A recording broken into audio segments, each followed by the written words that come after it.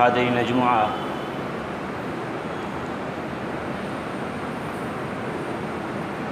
دین اسلام امن و شانتی کا گہوارہ ہے۔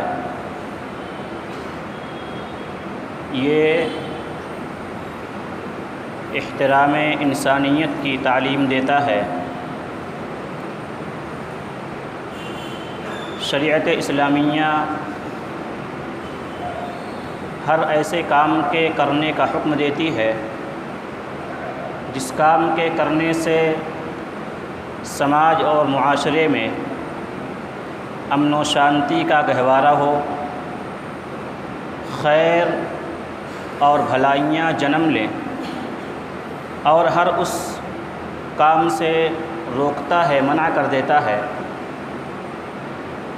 جس سے معاشرے کے اندر برائیاں پھیلتی ہوں، معاشرے میں بغض و عناد اور دشمنیاں پھیلیں۔ اسی بنیاد پر دین اسلام نے جھوٹ، بدگمانی، الزام تراشی جیسے نازیبا حرکات سے منع فرمایا، اور سخت تاکید فرمائی۔ بلکہ شریعت اسلامیہ نے جھوٹ کو منافقین کی نشانیوں میں سے نشانی قرار دیا اور اسے گمراہوں کا راستہ قرار دیا ہے۔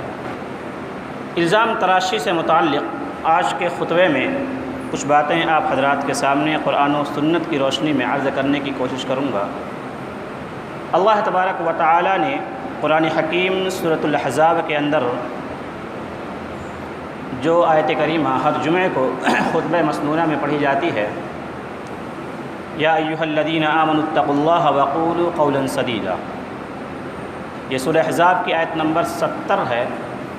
اس آیت کریمہ میں اللہ تبارک و تعالی نے اہل ایمان کو خطاب فرمایا، یا ایھا الذین آمنوا اتقوا اللہ، کہ اے وہ لوگو جو ایمان لائے ہو، اللہ رب العالمین سے ڈرو۔ وقولوا قولا سدیدا، اور حق بات کہو، صاف ستھری بات کہو۔ اس آیت کریمہ میں اللہ تبارک و تعالی نے مؤمنین کو صاف اور ستھری بات کہنے کا حکم دیا، یعنی ایسی بات نہ کہو جس بات میں ٹیڑھا پن ہو، الجھاؤ ہو، کہ اس بات کے کہنے سے کرنے سے حق واضح نہ ہو سکے، ایسی بات کے کرنے سے منع فرما دیا۔ اور منع فرمانے سے پہلے اللہ رب العالمین نے ایک بات کا خصوصی طور پر حکم دیا، وہ یہ کہ اللہ رب العالمین سے ڈرو۔ معلوم ہوا کہ اللہ رب العالمین سے ڈرے بغیر بندہ حق بات، صاف اور سیدھی بات نہیں کہہ سکتا۔ اسی لیے اللہ تبارک و تعالی نے پہلے اہل ایمان کو اپنے آپ سے، یعنی اپنے رب سے ڈرنے کا حکم دیا کہ تم اپنے رب سے ڈرو، اس کے بعد صاف اور سچی بات کہو، اور فرمایا یصلح لکم اعمالکم ویغفر لکم ذنوبکم، کہ جو صاف اور سیدھی بات کہے گا تو اللہ تبارک و تعالی ان کے اعمال کی اصلاح کر دے گا اور ان کے گناہوں کو معاف کر دے گا، بخش دے گا۔ تو یہ دو انعام اللہ تبارک و تعالی نے صاف اور سیدھی بات کہنے کے بارے میں فرمایا کہ یہ دونوں انعام آپ کو ملنے والے ہیں اگر آپ کی زبان میں صداقت ہے، سچائی ہے۔ اور ایک دوسرے مقام پر اللہ رب العالمین نے فرمایا، یا ایھا الذین آمنوا اتقوا اللہ وکونوا مع الصادقین، کہ اے لوگو جو ایمان لائے ہو، اللہ رب العالمین سے ڈرو اور صدیقین کے، سچوں کے ساتھ رہو۔ اس آیت میں اللہ رب العالمین نے سچوں کے ساتھ رہنے کا حکم صادر فرمایا۔ معلوم ہوا کہ ایک مومن کا اگر کوئی دوست ہو تو وہ سچا اور صدیق ہونا چاہیے، وہ جھوٹے کو دوست نہ بنائے۔ اگر جھوٹے کو دوست بناتا ہے تو پھر اس سے برائیاں جنم لیں گی اور اس کے برے اثرات اس پہ پڑنے والے ہیں۔ تو اس لیے اللہ رب العالمین نے برے لوگوں کو، جھوٹوں کو دوستی سے دور رکھنے کا حکم فرمایا ہے۔ اور اللہ کے نبی صلی اللہ علیہ وسلم نے، صحیح بخاری کی روایت ہے، عبداللہ بن مسعود رضی اللہ تعالی عنہ راوی حدیث ہیں، بیان فرماتے ہیں کہ آپ نے فرمایا علیکم بالصدق فإن الصدق یہدی الی البر وإن البر یہدی الی الجنہ، کہ تم سچ کو لازم پکڑو۔ علیکم بالصدق، تم صاف اور سچی بات کہا کرو، اس لیے کہ سچی بات یہ نیکی کا راستہ دکھاتی ہے، نیکی کی طرف رہنمائی کرتی ہے۔ اور ایک شخص، ایک آدمی سچی بات کہتا ہے، سچائی کی تلاش میں رہتا ہے، حتیٰ کہ وہ اللہ رب العالمین کے نزدیک صدیق لکھ دیا جاتا ہے۔ اور سچے آدمی کا ٹھکانہ اللہ کے نبی نے جنت قرار دیا۔ وَإِنَّ الْبِرَّ يَهْدِي إِلَى الْجَنَّةِ، کہ نیکی یہ جنت کا راستہ دکھاتی ہے۔ اس حدیث میں آپ صلی اللہ علیہ وسلم نے صدیقین کے بارے میں فرمایا کہ جو لوگ سچ بولتے ہیں، ہمیشہ سچ کی تلاش میں رہتے ہیں، وہ لوگ در حقیقت جنت کے راستے کی تلاش میں ہیں، اور ایسے لوگ اللہ رب العالمین کے نزدیک صدیقین میں لکھ دیے جاتے ہیں۔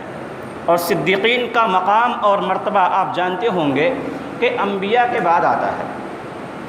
سب سے بڑا مقام اور سب سے بڑا مرتبہ اگر کسی کا ہے تو وہ انبیاء علیہم السلام کا ہے، اور اس کے بعد اگر کسی کا مرتبہ ہے تو وہ صدیقین کا ہے۔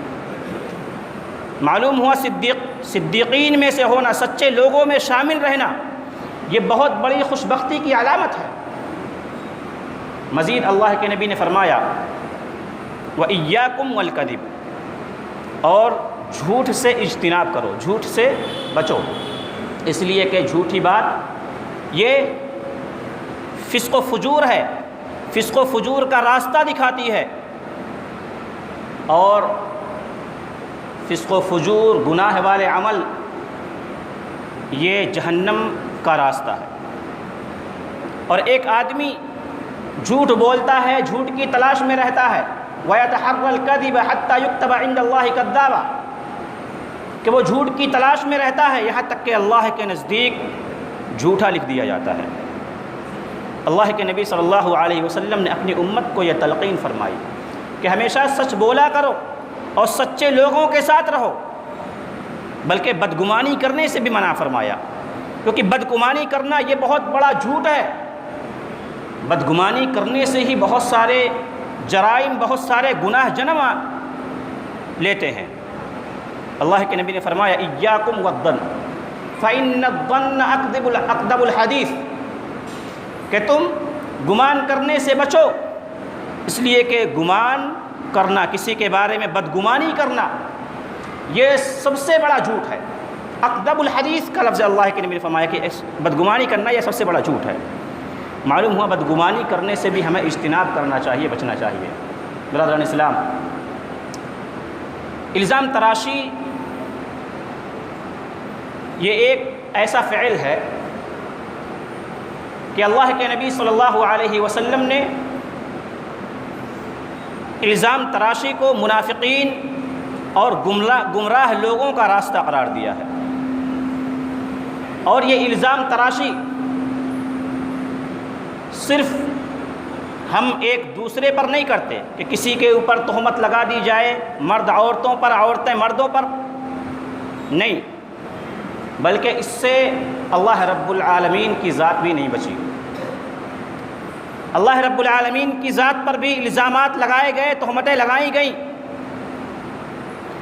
اللہ تبارک و تعالیٰ کے بارے میں سب سے بڑی جو تہمت اور الزامات جو لگائے گئے ہیں وہ یہ ہیں کہ اللہ رب العالمین کی نعوذ باللہ اولادیں ہیں، اللہ رب العالمین کی بیویاں ہیں، اللہ رب العالمین کی بیٹیاں ہیں۔ یہ اللہ تبارک و تعالیٰ پر سب سے بڑے الزامات ہیں، جبکہ اللہ تبارک و تعالیٰ اپنا نسب بیان فرماتا ہے قل هو اللہ احد اللہ الصمد لم یلد ولم یولد ولم یکن لہ کفوا احد، کہ اللہ رب العالمین کی کوئی اولاد نہیں ہے، اس کا کوئی شریک اور ساجی نہیں ہے، اللہ رب العالمین اپنے نسب میں بیان فرماتا ہے کہ وہ اکیلا ہے، تنہا ہے، وہ واحد ہے، پھر بھی اللہ رب العالمین کی ذات بھی الزامات سے بری نہیں۔ مشرکین مکہ نے اللہ تبارک و تعالیٰ پر نت نئے الزامات لگائے، اور اللہ کے حبیب جناب محمد صلی اللہ علیہ وسلم کو بھی الزامات سے دوچار کیا۔ چنانچہ نبی کریم صلی اللہ علیہ وسلم پر جب آپ نے نبوت و رسالت کا اعلان فرمایا تو آپ پر الزامات میں سے یہ الزامات عائد کیے گئے کہ نعوذ باللہ آپ شاعر ہیں، آپ مجنون ہیں، دیوانہ ہیں، آپ کاہن ہیں، آپ کے پاس شیاطین اترتے ہیں جو آپ کو غیب کی خبریں بتلاتے ہیں۔ تو نبی کریم صلی اللہ علیہ وسلم پر بھی الزامات لگائے گئے، اور اللہ رب العالمین نے اپنے حبیب علیہ السلام کی بھی پاکیزگی بیان فرمائی، وما انت بنعمت ربک بمجنون، کہ آپ اپنے رب کی نعمت سے مجنون نہیں ہیں، پاگل اور دیوانہ نہیں ہیں۔ سامعین عظام، اس کے علاوہ عفیفہ کائنات سیدہ عائشہ صدیقہ رضی اللہ تعالی عنہا، ان پر بھی الزامات لگائے گئے۔ موسیٰ علیہ السلام پر بھی الزام لگایا گیا، بہت سارے انبیاء علیہم السلام پر، اور انبیاء علیہم السلام کے علاوہ جو اللہ رب العالمین کے محبوب ترین بندوں میں سے ہیں، ان پر بھی لوگوں نے الزامات لگائے۔ عائشہ صدیقہ رضی اللہ تعالی عنہا پر الزامات لگائے گئے۔ اللہ کے نبی صلی اللہ علیہ وسلم بے حد پریشان رہے، آپ کی زوجہ مطہرہ بھی پریشان رہیں، یہاں تک کہ آپ کے جو اصحاب تھے وہ بھی کافی پریشان رہے۔ الزامات آپ سبھی جانتے ہیں کہ کس طرح کے الزام عائشہ صدیقہ رضی اللہ تعالی عنہا پر لگائے گئے تھے۔ بہرحال اللہ رب العالمین نے ان کی بھی طہارت اور پاکیزگی کا اعلان فرمایا۔ عائشہ صدیقہ رضی اللہ تعالی عنہا کہتی ہیں کہ میری سوچ سے بہتر طریقے سے اللہ رب العالمین نے میری طہارت اور پاکیزگی کا اعلان فرمایا۔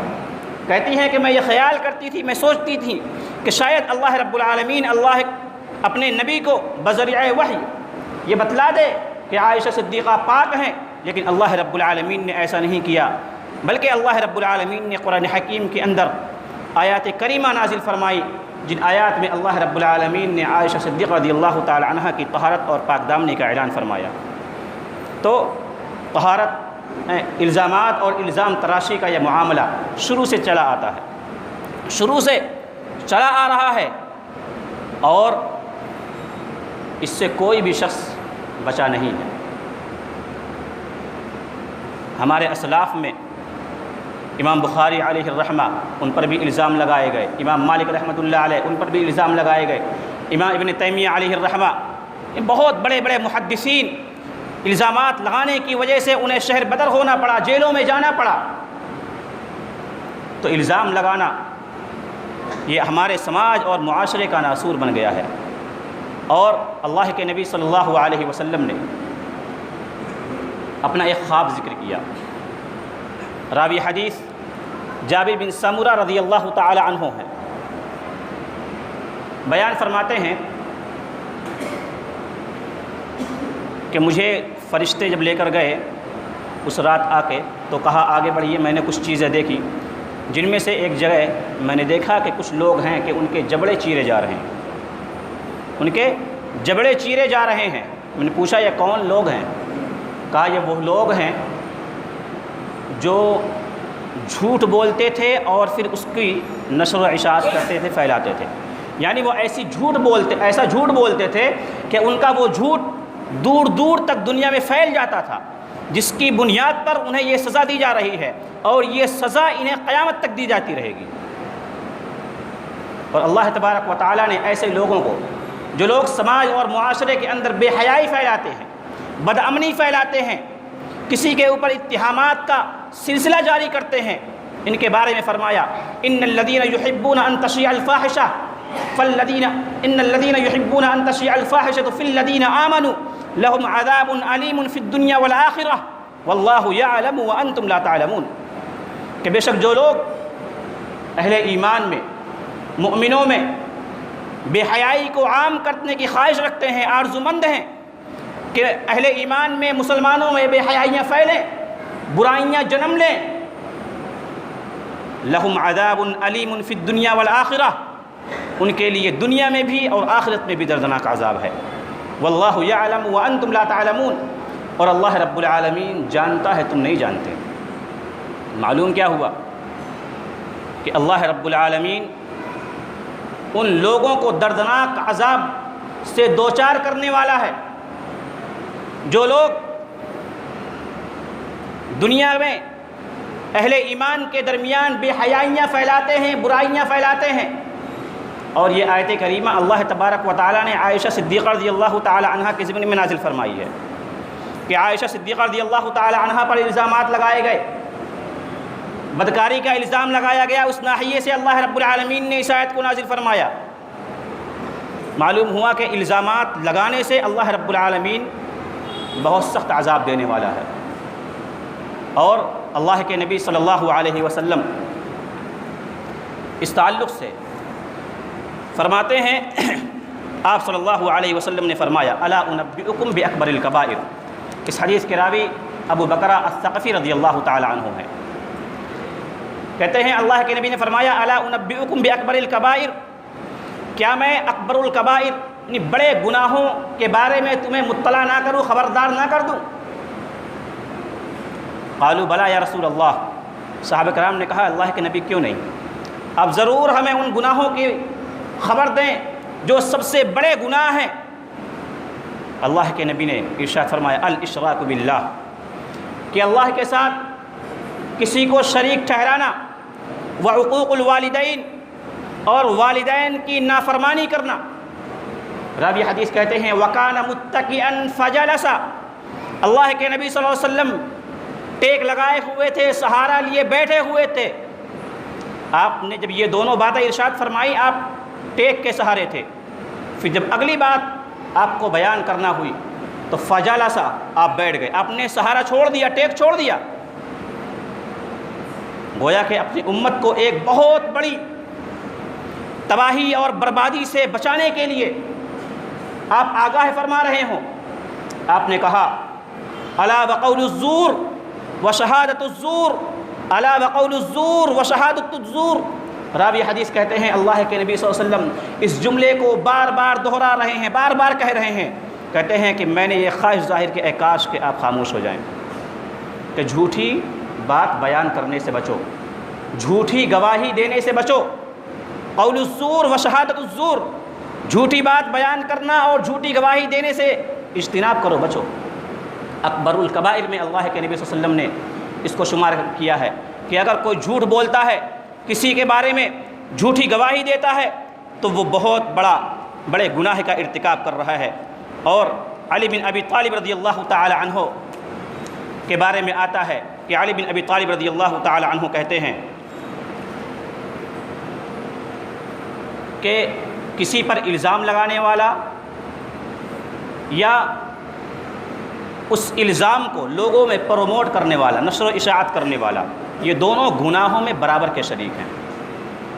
کسی نے الزام لگایا اور ہم نے سنا، اب اس الزام کو لوگوں میں بغیر کسی تحقیق کے اس الزام کو لوگوں میں پروموٹ کر رہے ہیں، نشر و اشاعت کر رہے ہیں، ہمیں حقیقت کا پتہ نہیں ہے، تو ہم بھی اس گناہ میں برابر کے شریک ہیں۔ برادران اسلام، اس سلسلے میں ایک واقعہ آپ کے سامنے ذکر کروں، اس سے پہلے بھی مختصراً ذکر کر چکا ہوں، سعد بن ابی وقاص رضی اللہ تعالی عنہ کے حوالے سے۔ حدیث کے راوی جابر بن سمرہ رضی اللہ تعالی عنہ ہیں، بیان فرماتے ہیں کہ عمر بن خطاب رضی اللہ تعالی عنہ کے زمانے میں سعد بن ابی وقاص رضی اللہ تعالی عنہ یہ کوفہ کے گورنر تھے۔ عمر بن خطاب رضی اللہ تعالی عنہ کو ان کے بارے میں کچھ شکایتیں ملی کہ وہ صحیح ڈھنگ سے نماز نہیں پڑھاتے۔ انہوں نے فوراً سعد بن ابی وقاص رضی اللہ تعالی عنہ کو معزول کر دیا، اپنے پاس بلا لیا اور ان کی جگہ عمار رضی اللہ تعالی عنہ کو منتخب فرمایا۔ کوفہ کا گورنر عمار رضی اللہ تعالی عنہ کو بنا دیا۔ اور سعد بن ابی وقاص رضی اللہ تعالی عنہ کے بارے میں چند باتیں اور جان لیں کہ یہ رسول اللہ صلی اللہ علیہ وسلم کے ماموں ہیں۔ سعد بن ابی وقاص رسول اللہ صلی اللہ علیہ وسلم کے ماموں تھے، اور یہ وہ جاباز سپاہی تھے کہ اسلام کی راہ میں سب سے پہلے انہوں نے تیر اندازی کی۔ اسلام کی راہ میں سب سے پہلا تیر چلانے والا اگر کوئی مرد مجاہد تو وہ سعد بن ابی وقاص رضی اللہ تعالی عنہ تھے۔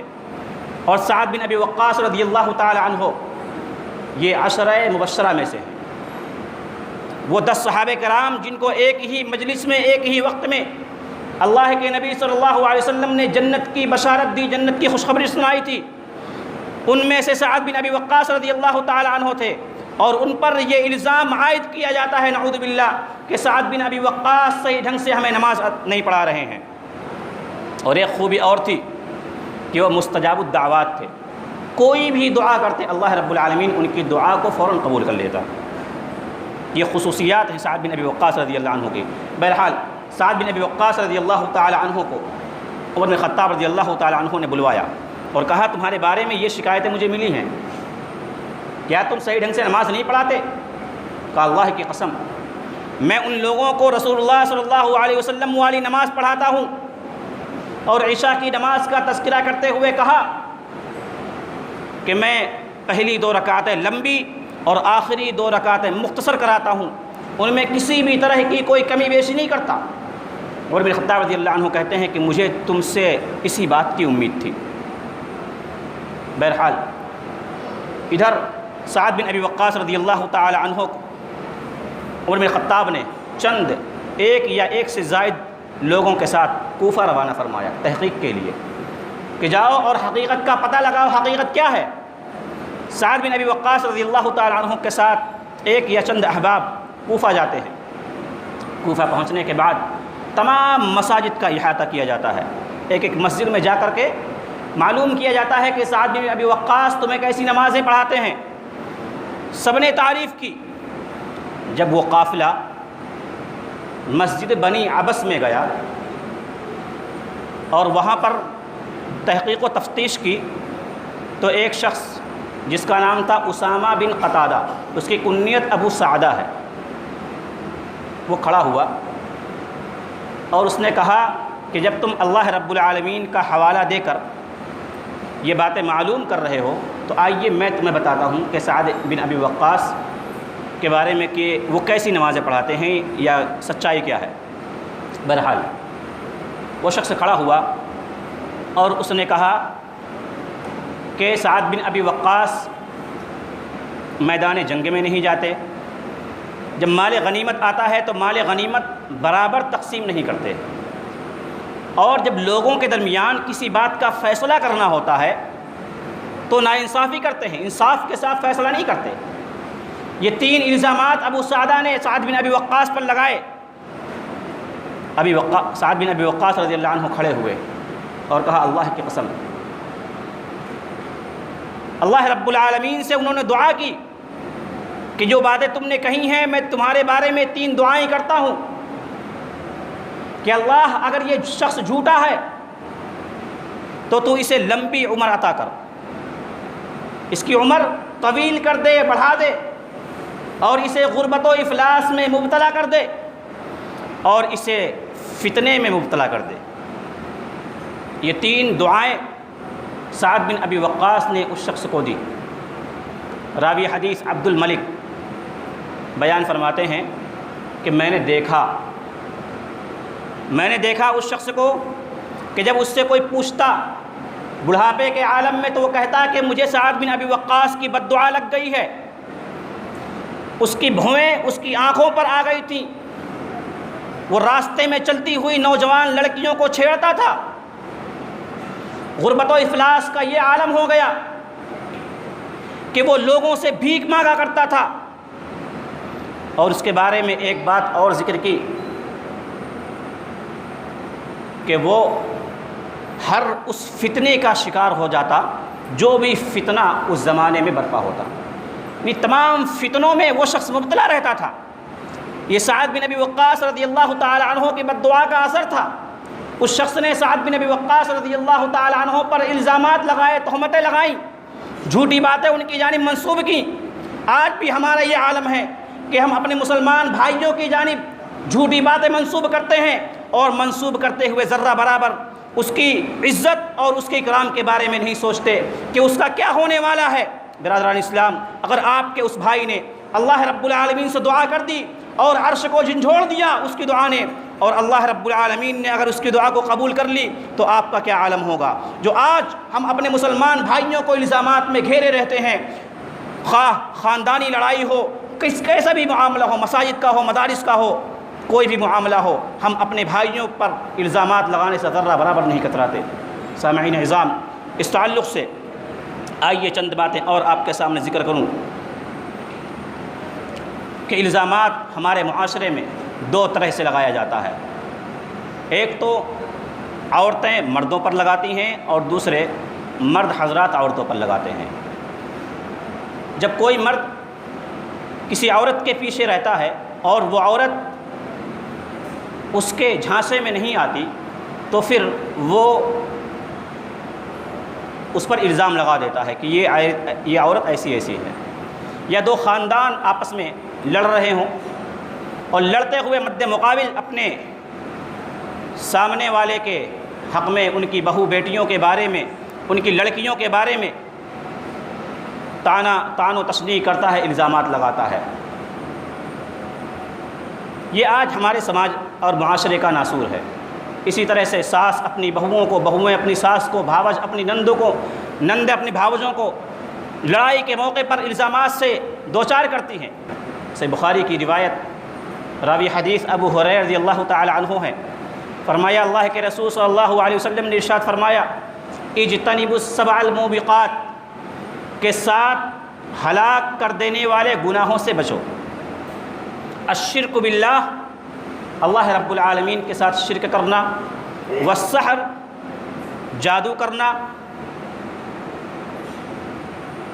وقتل النفس التي حرم اللہ الا بالحق، کسی ایسے جان کو ناحق قتل کر دینا جس کے خون کو اللہ نے حرام کر دیا ہو، وَأَكْلُ الرِّبَا، سود کھانا، وَأَكْلَ مَالَ الْيَتِيمِ، یتیم کا مال کھانا، وَالتَّوَلِّي يَوْمَ الزَّحْفِ، میدان جنگ سے پیٹھ پھیر کے بھاگ جانا۔ گھمسان کی جنگ چل رہی ہے اور مسلمانوں کو تنہا چھوڑ کے بھاگ گیا۔ وَقَذْفَ الْمُؤْمِنَاتِ الْمُحْصَنَاتِ الْغَافِلَاتِ، بھولی بھالی پاک دامن عورت پر تہمت لگانا، الزام لگانا۔ یہ 7 ہلاک کر دینے والی چیزیں اللہ کے نبی صلی اللہ علیہ وسلم نے ذکر کی کہ اگر تمہارے اندر ان 7 میں سے کوئی ایک بھی چیز موجود ہے تو تمہارے اعمال اکارت ہو جائیں گے، برباد ہو جائیں گے، تباہ ہو جائیں گے۔ جس میں سے آخری چیز اللہ کے نبی نے کسی عورت پر، کسی بھولی بھالی عورت پر الزامات اور تہمت لگانے کے بارے میں فرمایا۔ اور یہی نہیں کہ صرف عورتوں پر ہی تہمت لگائی جاتی ہے، مردوں پر بھی تہمت لگائی جاتی ہیں۔ واقعات یاد ہوں گے یوسف علیہ السلام کے بارے میں کہ یوسف علیہ السلام پر عزیز مصر کی بیوی نے تہمت لگائی کہ نعوذ باللہ یوسف علیہ السلام اس کی طرف مائل ہیں، اس کے ساتھ بدکاری کرنا چاہتے تھے، جبکہ حقیقت اس کے مختلف تھا۔ اللہ رب العالمین نے اس بات سے آگہی فرمائی کہ یوسف سچے تھے اور عزیز مصر کی بیوی جھوٹی تھی۔ اسی طرح سے ایک واقعہ اور اپنے سامنے رکھیں، جریج کا مشہور واقعہ ہے، بار بار ذکر کیا گیا کہ جریج جو بنی اسرائیل کا ایک نام عبادت گزار تھا، اس کی والدہ آتی ہیں، پہلے دن، دوسرے دن، تیسرے دن اس کو پکارتی ہیں، وہ نماز میں رہتا ہے، والدہ کی بات کا جواب نہیں دیتا۔ بالآخر والدہ اللہ رب العالمین سے بد دعا کر جاتی ہیں کہ اللہ اسے اس وقت تک موت نہ دینا جب تک یہ کسی بدکار عورت کا چہرہ نہ دیکھ لے۔ چنانچہ اللہ رب العالمین نے ان کی والدہ کی دعا کو قبول کر لیا، اور ایک دن ایسا ہوا کہ ایک عورت ایک بچے کو گود میں لے کر آتی ہے اور کہتی ہے کہ اس بچے کا باپ جریج ہے۔ جب لوگوں کو خبر لگتی ہے تو جریج کو مارتے بھی ہیں اور اس کے معبد کو، جو عبادت خانہ تھا، اس کو بھی توڑ دیتے ہیں۔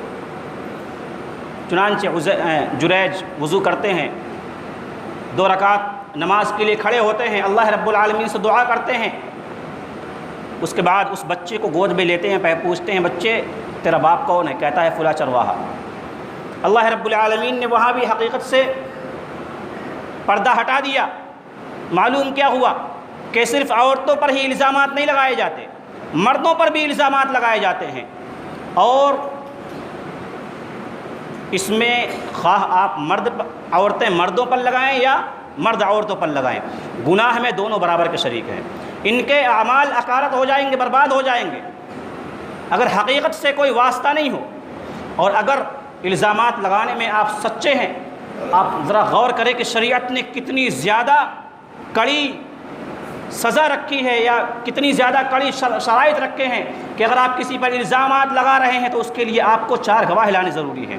اگر آپ کے پاس 4 گواہ نہیں ہیں تو آپ کسی پر، گرچہ آپ نے اپنی آنکھوں سے دیکھا ہو، آپ اپنی بیوی کو، اپنی بیٹی کو یا کسی اور کی بہو بیٹی کو اپنی آنکھوں کے سامنے زنا کرتے ہوئے یا بدکاری کرتے ہوئے دیکھ رہے ہیں، آپ اس وقت تک اسے سماج اور معاشرے میں نہیں لا سکتے جب تک آپ کے پاس 4 گواہ نہ ہوں۔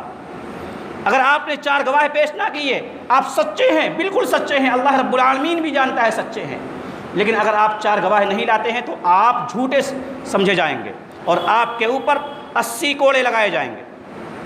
تو بڑی سخت اور کڑے شرائط شریعت مطہرہ نے رکھے ہیں کہ کسی پر تاکہ الزام نہ لگایا جائے، اور اگر کوئی کسی پر الزام لگا دیتا ہے اور وہ 4 گواہ پیش نہیں کرتا تو اس کو 80 کوڑے لگانے کے ساتھ ساتھ اس کی کبھی بھی، غور کریں، وَلَا تَقْبَلُوا لَهُمْ شَهَادَةً أَبَدًا، پوری زندگی میں اس کی کبھی بھی گواہی قبول نہیں کی جائے گی۔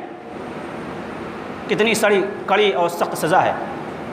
اللہ یہ کہ الا الذین تابوا، وہ توبہ کر لے اپنے گناہوں سے، تو پھر بھی توبہ کرنے کے بعد بھی اس کو 80 کوڑے تو لگائے جائیں گے۔ ہاں، اس کے بعد میں اس کی توبہ، اس کی شہادتیں قبول کی جائیں گی۔ اور تیسری جو شرط اللہ نے بیان فرمائی اس کے بارے میں، وَأُولَٰئِكَ هُمُ الْفَاسِقُونَ، کہ یہی لوگ ہیں جو فاسق ہیں۔ تو یاد رکھیں، کسی پر بھی الزامات لگانے سے پہلے غور و فکر کر لیں، آپ سچے ہیں یا جھوٹے۔ اگر آپ کے پاس گواہ موجود ہیں تب تو آپ اپنی بات کہیں، اگر آپ کے پاس گواہ موجود نہیں ہے تو پھر اس بات کو سینے میں چھپا کر کے دفن کر کے رکھیں۔ اللہ رب العالمین نے ارشاد فرمایا، یا ایھا الذین آمنوا ان جاءکم فاسق بنبأ فتبینوا، کہ اے وہ لوگو جو ایمان لائے ہو، جب کوئی فاسق، کوئی فاجر تمہارے پاس کوئی بھی خبر لائے تو اس پر یوں ہی یقین نہ کر لو، بلکہ اس کی تفتیش کرو، اس کی تحقیق کرو۔ کہیں ایسا نہ ہو آپ نے وہ خبر دی اور اس پر یقین کر لیا اور اس پر عمل بھی کر لیا تو بعد میں آپ کو شرمندگی اٹھانی پڑے۔ اللہ رب العالمین سے دعا ہے کہ اللہ تبارک و تعالی ہم تمام مسلمانوں کو جو باتیں کہی گئی ہیں اس پر عمل کرنے کی توفیق نصیب فرمائے، آمین۔